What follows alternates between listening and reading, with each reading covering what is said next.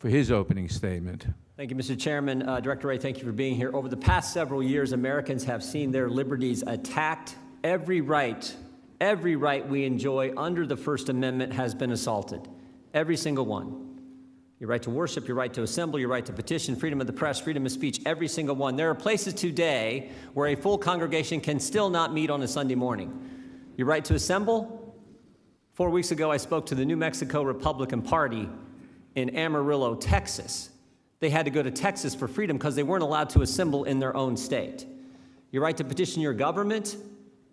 We sat here today on Capitol Hill having an important hearing with the director of the FBI, but our constituents can't come to their Capitol, lobby their member of Congress to redress their grievances because the Speaker of the House won't let them in. Freedom of the press?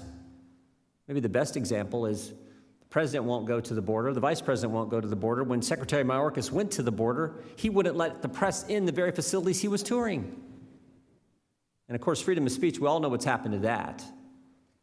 Big tech censoring conservatives, the cancel culture mob attacking anyone who disagrees with them, deplatforming the sitting president of the United States, Democrats writing letters to the network carriers telling them to take certain news organizations off their network, not off their platform.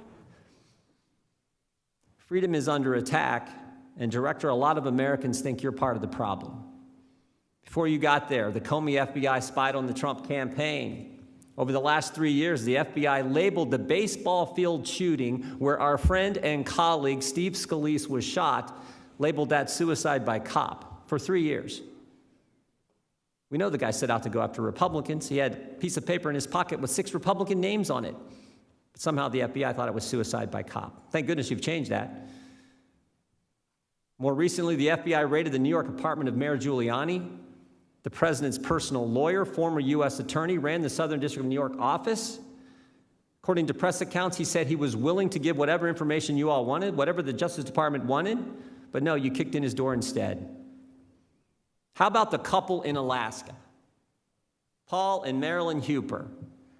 They sure witnessed an attack on their liberty in an up-close and personal way. The FBI kicked in their door, handcuffed them, held them at gunpoint, interrogated them for 4 hours in their own home. There was just one problem. They had the wrong people. Had the wrong people. Took their phones, took their laptop, took a pocket-sized copy of the Constitution. There's got to be some irony in that. And then there's FISA. 2018, FISA court Judge Boasberg said there were major privacy violations by the FBI. 2019, Inspector General Horowitz did two investigations. First one was on the Carter Page FISA application. He found 17 errors in that, 51 wrong or unsupported statements in that FISA application. 17 errors, 51 wrong statements. That's a nice way of saying 68 lies that were taken to the FISA court. Mr. Horowitz then looked at 25 randomly sampled FISA applications, specifically the Woods file, the underlying documents that supports what's taken to the court. In every single one, he said there was a problem. All 25. In 4 of them, he couldn't even find the Woods file. But the last time the director was in front of us, February of last year, you told us everything was fine. You said this, quote, "Americans should not lose sleep over the FISA application process." But just 2 months ago, Judge Boasberg was back with another report, and he said there are, quote, "apparent widespread violations by the FBI of the standards they have in place to deal with Section 702 of FISA." Which raises a sort of fundamental question. Why are you using the Foreign Intelligence Surveillance Act to spy on Americans, Director? I appreciate the tough job you have and the good work that the vast majority of your agents, I think, do. But freedom-loving Americans have concerns about their liberty, but I think they also have concerns about the opportunity cost.